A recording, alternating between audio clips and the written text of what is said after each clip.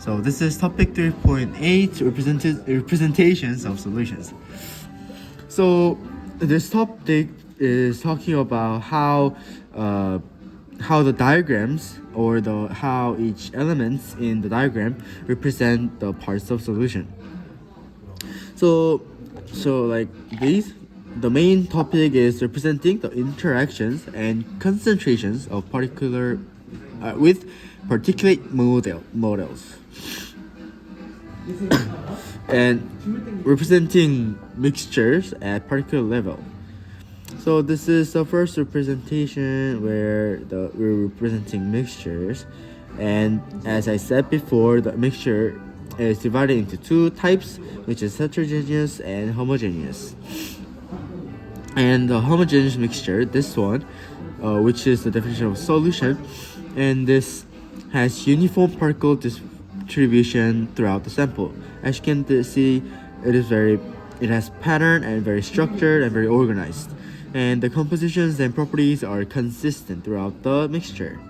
However, the heterogeneous mixture, which is not a type of solution, and they have distinct regions and phases, and they are visible, like the purple part and the mint part are separated, and the different types of particles cluster separately, like here and there. And the second one is representing the interactions between components. And what I mean by interactions is the intermolecular forces, intramolecular forces, and the interparticular forces.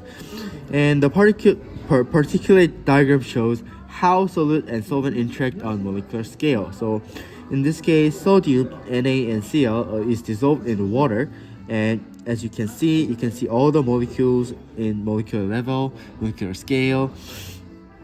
And the ionic solution is illustrated with dissociated ions and surrounded by solvent molecules like this. Each ions are surrounded by the solvent molecules, which is H2O.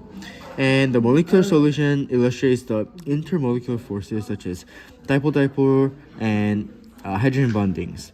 And these intermolecular forces happen between solute and solvent, between molecules. And then lastly, how do we represent concentrations? So the relative concentrations is shown by the ratio, which is solute to solvent, and the number of solute particles. If there's a lot of number of solute particles, that means the concentration is high, while if there's less number of solute particles and more solvent particles, that means the concentration is low. And the equal particle size means the equal moles in diagram. And the diagram is consistent with stoichiometry, so it should follow the stoichiometric levels and scales. And these are the summary table, and that's it.